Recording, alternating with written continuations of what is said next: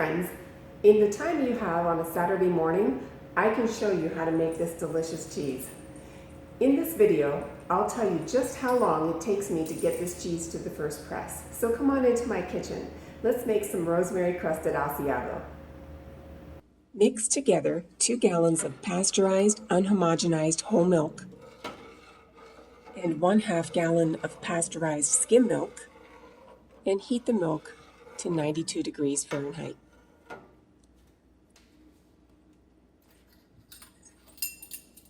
Next, you're going to take 1/2 teaspoon of thermophilic culture, and you're going to sprinkle that on top of the milk. You'll want to allow this to rehydrate for about 5 minutes. After the culture is rehydrated, go ahead and stir that in for 30 seconds, and you can use an up and down motion so that you can be sure to get all of the culture mixed in thoroughly. Go ahead and cover the milk and maintain the 92 Fahrenheit temperature for 45 minutes. Now we're ready to coagulate the milk. Take 1/2 teaspoon of calcium chloride, which has been diluted in 1/4 cup of non-chlorinated water, and add it to the milk, and go ahead and stir that for about 30 seconds. You'll notice that I use calcium chloride for most of my recipes, and the reason for that is because I use pasteurized, non-homogenized milk, and the calcium chloride really helps me set a better curd. Next, I'll take 1/2 teaspoon of rennet, which has also been diluted in 1/4 cup of non-chlorinated water, and I'll add that to the mixture. And then I'll go ahead and stir that for about a minute. Once that's complete, go ahead and put the lid back on, and we're going to let this mixture set for 1 hour to create the curd.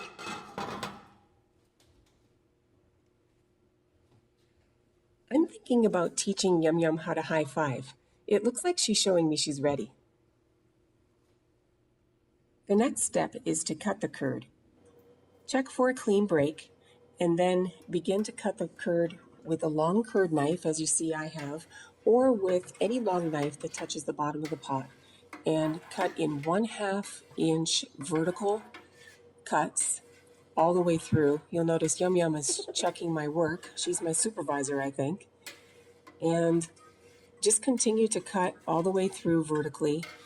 Do your very best to keep it to 1/2 inch, but don't worry if it's not quite exact. We'll be able to pick up that a little bit later when we stir the curd.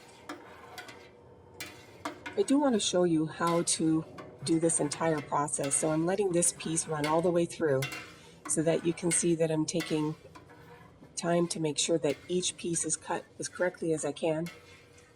As soon as my vertical cuts are finished, I'm going to go ahead and start on the diagonal cuts. And if you just angle your knife a little bit, you can get the diagonal cuts pretty well. Sometimes I like to lift the edge of the pot so I can get down to the bottom. Makes it just a little bit easier. And then I'll do the other side. Don't worry about being exact in this part. It's not as easy to cut the diagonals, but that should work out pretty well. Go ahead and let those curds heal for 5 minutes. And then once that's finished, we can begin to stir the curds. This step requires 2 cooking sessions, with each one bringing the curds up to a different temperature.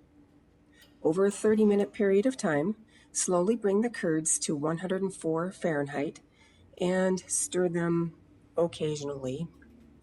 Once the curds have reached 104 degrees, continuously stir for a 15-minute period of time.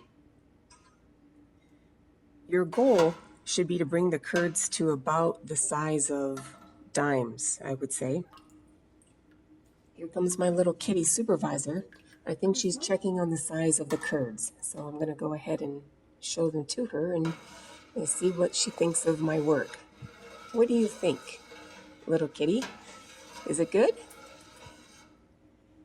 think that's a yes. I think she approves.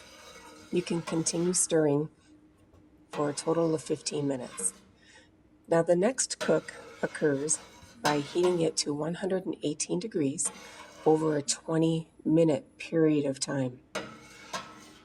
Once you've reached 118 degrees, you can go ahead and let the curds settle. You don't have to stir quite as frequently during this stage, should be just fine. So just let the curds settle for about 10 minutes. Prepare your mold by placing a loose weave cheesecloth into the mold in an even fashion. I use the typical type of cheesecloth you can pick up at the grocery store. I think it's a number 10 cheesecloth. And just place it evenly in there so you can prepare for the curds that'll be coming next.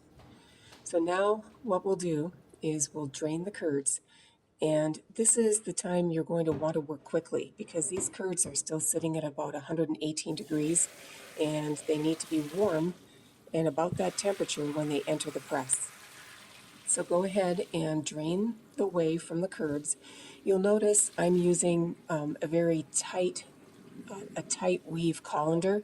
You don't have to have cheesecloth on your colander if you're using a tight mesh colander. And that saves me a step. It works for me. You can save off this whey so you can make some ricotta later.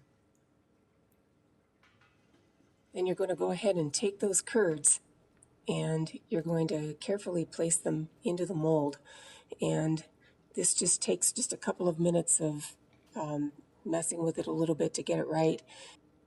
From milk pour to the first press, this process took me 3 hours and 5 minutes. Place the flour on the cheese and press this cheese at 8 pounds for 1 hour.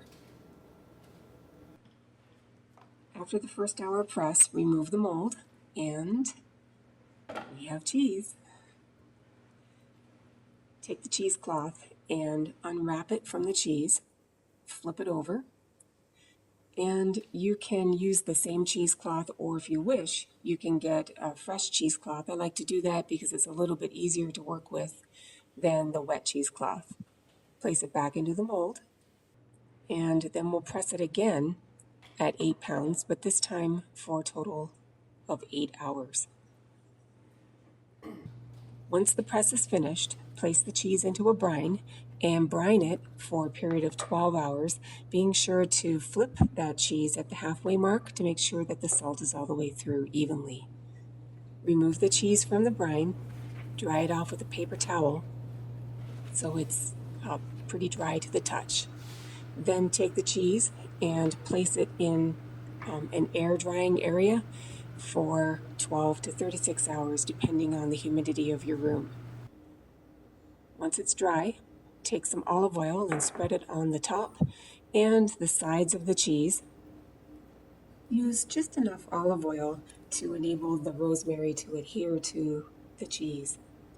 Then you'll take the rosemary and you'll press it down firmly on the top and the sides. I'm using rosemary that I dried from my garden. Then you'll take the cheese and you'll vacuum seal it so it's ready for the aging process.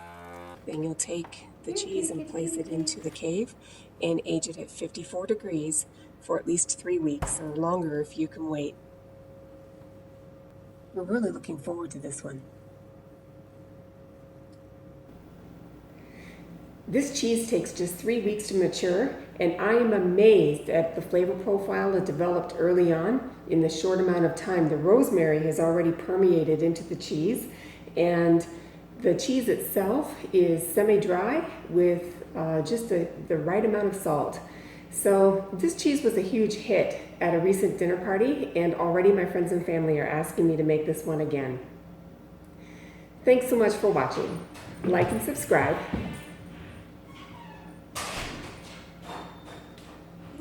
Let's try that again. Thanks so much for watching. We appreciate your support. Subscribe to the channel and ring the bell so you can receive future notifications. And we'll see you in the next episode.